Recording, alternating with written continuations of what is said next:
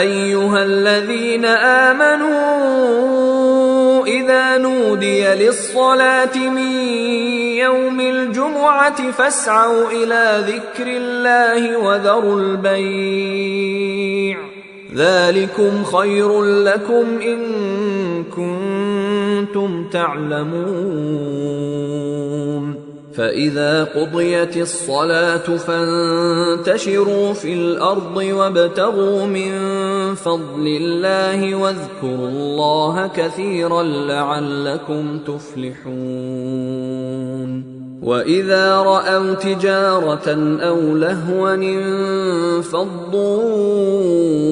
إليها وتركوك قائما قل ما عند الله خير من اللهو ومن التجارة والله خير الرازقين.